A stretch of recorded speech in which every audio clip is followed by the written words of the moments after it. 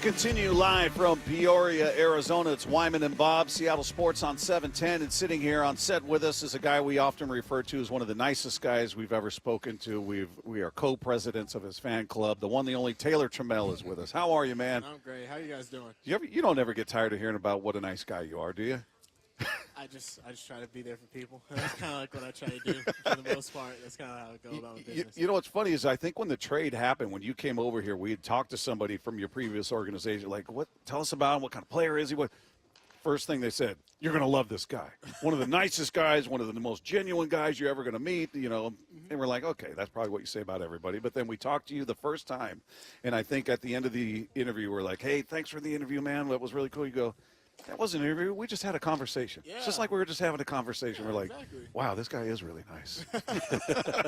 Well, the other thing I think you said, and we asked you what was your favorite play, and you said, anytime I can lift up or help one of my teammates. Yeah. And I'm like, that's money. Yeah. You got a lot of guys like that in there, right? Yeah, we got a lot of guys, man. And it's, I think it's kind of why you're seeing the past, few years why we've had a lot of success.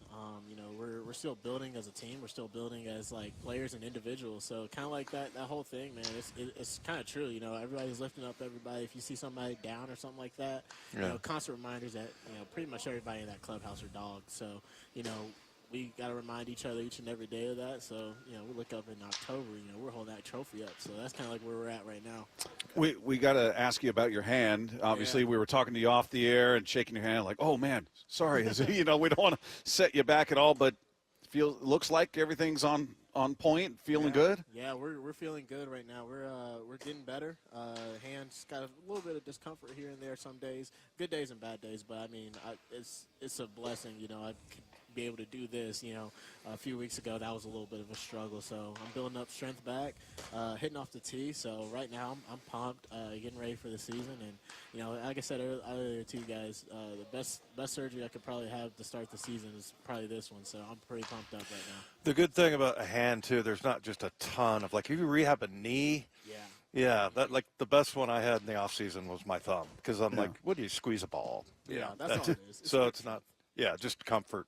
Yeah. What are you attacking that you're trying to get better at this spring training, as opposed to other years? Yeah. So like right now, I'm kind of prepped for everything. Everything's prepped up. Everything's getting everything out in the outfield, making sure I'm 100% out there. That's just kind of getting that every day. Just trying to get as, I don't want to say perfect, but as the best as I can be out there. Like I said, help out those pitchers, and then I've just been being a rat out here. That's kind of like what I've kind of been doing, just standing in on bullpen, standing in on everything. So biggest thing right now is just making sure I'm able to swing strong. That's the biggest thing right now, being able to hit the ball with authority. The past few days have been it hasn't been bad. It's been great. It's just been weird. You swing all off season, you're feeling good, and then you go a month without swinging or anything like that. It kind of weird at first, but at the same time, you're like, okay, it's a process. So that's kind of like what I'm kind of working on right now, is just building up that strength in my bottom hand right now, making sure that I'm able to guide this hand wherever I need to guide it with authority. Is there a time frame if they said, all right, we should get you full baseball activities within 2 weeks, and then you'll probably rehab in the minors and come back up, or what's the plan? No time frame right now. We're still kind of playing that by ear right now. Still talking to those guys in the training room, seeing where we're kind of at. Especially like right now, just the in-between of kind of everything. So nothing really like set in stone right now, but it's pretty soon for the most part. That's kind of what I'm looking forward to. So you were part of the trio, the roommates, before you guys were all married and everything. So it was you, Cal, and Logan, right? Yeah. What a great collection of dudes. I mean, you three guys. And so, but what was your role as the roommate? I was a mediator. I mediated everything. And I tell people all the time, like, it would be, I'd get back home and I just hear like yelling and, arguments and stuff like that. And, I would talk to those guys all the time. And, what makes those guys good is that they're, kind of like, I think all of us, everybody here, we're kind of stubborn in a sense. So, if we do one thing and we're having success with it, we're going to continue to do that. And so just hearing those guys, talk on a daily basis as catcher, as pitcher, as outfielder. It kind of made us better. Logan has a certain way of thinking. Cal has a certain way of thinking. I have a certain way of thinking. And then, when we're all talking together, I'm learning more about them from the baseball side, pitching side, wherever it may be, and learning from those guys each and every day. So that's kind of like what made us all better last year, and I love that. Before the injury, did you have a homework assignment, for lack of a better term, in the off season? Like, okay, I need to work on hitting breaking balls, or Yes. I need to get bigger and stronger. What was the assignment? Breaking balls, man. That was kind of like the biggest thing. I wanted to make sure like I'm feeling more comfortable. Bat to ball skills on left-handers, bat to ball skills on breaking balls. Because for me, I have the strength. I don't have to do too much to get a ball out or get a ball to the fence. I just got to be consistent. So the biggest thing for me is just staying simple in my approach. I was able, this offseason was great. I was able to go to the other side of the field a lot more with authority, not having to kind of like force it or anything like that, just letting the ball get deeper. Just talking to a lot of guys, having good conversation with Eric Davis, just talking to him about hitting, just philosophies, just a whole bunch of things. Certain situations, just hearing from, guy who's had success in the big leagues for a long time. Just being able to talk to him each and every day when we talk, it's like, hey, that's a great way of thinking like that. He's talking about Tony Perez. He's talking about, all the guys that he came up with and who he played with, how they thought. And so I took all that in, wrote it down, and, just having that conversation, having that into my game is huge, man. Hey, take you back to high school. You were a multi-sport athlete, right? Yes. Like you were a really good football player. I don't play it anymore, so I can say yeah. Yeah, I was nasty. Did you play other sports though? Basketball, just football, and I think we got I think the UW football coach is here today. Is he here? Really? Yeah, I think Caleb DeBoer? Yeah. Chris Peterson, the other one. Chris Yeah, and I wanted Peterson. to go up to him like, dude, you didn't recruit me, bro. Yeah. I'm like, dude, you check tape. So yeah, I thought that was kind of funny earlier. Was that your first love, football? Or Football. I started playing football actually, it was baseball first, and then I moved into football right after I moved into baseball right after football. But yeah, I think football was kind of my first love. But after, I think I kind of got tired. I didn't love practice.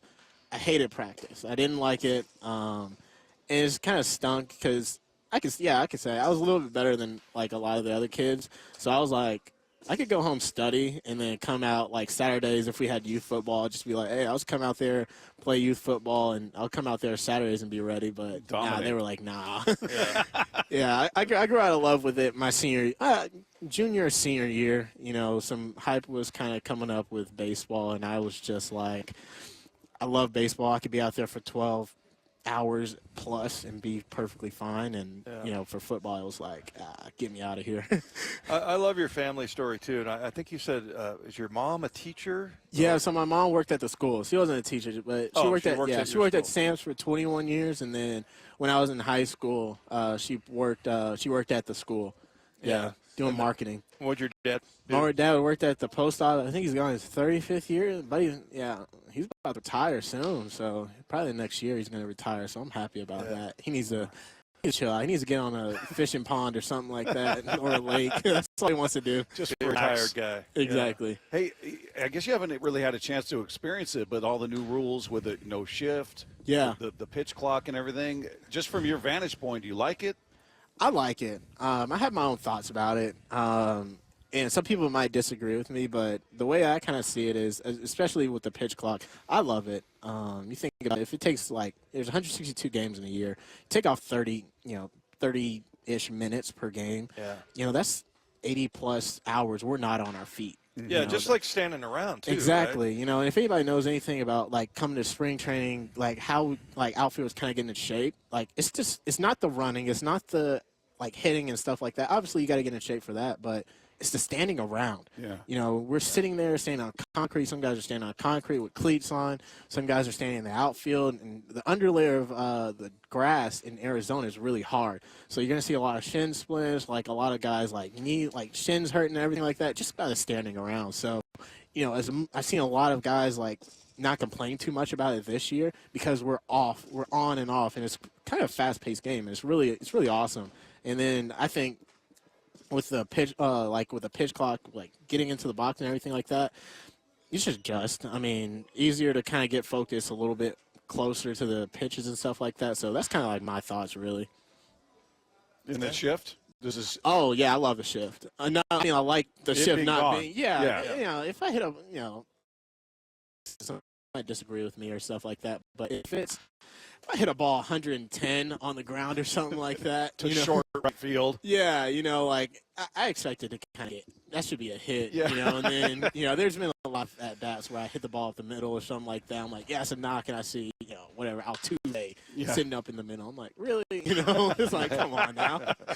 It had to be an Astro too. Jeez. Yeah, you know, I'm just like, come on, guys. Yeah. Well, man, it is cool to see you out here. Obviously, it stinks about the injury, but it looks like you're getting close, and we can't wait to see you out on the field, man. I appreciate that, guys. I'm nipping at the bud right now. I'm feeling good. I'm just blessed to be out here every day, man. I got a good group of teammates around me that are hyping me up, you know, keeping me engaged and everything like that, keeping me up, man. It's really awesome to see how like our teammates are kind of going about this. Well, and you also got your fan club Exactly, here. Yeah, anytime man. you come back to us, man. Yeah, We'll pick exactly. you up. Yeah, we're definitely pulling for you, man. Absolutely, we really guys. appreciate the time and can't wait to see you out there. Thank you, guys. I appreciate that so much. There you go. Taylor Trammell of your Perfect. Seattle Mariners, one of the best guys you're going to speak to and hear from out here. We're down here, Mariner Spring Training. We just got a chance to speak with the skipper. You're going to hear that conversation with Scott Service coming up. It's Wyman and Bob. This is Seattle Sports on 710.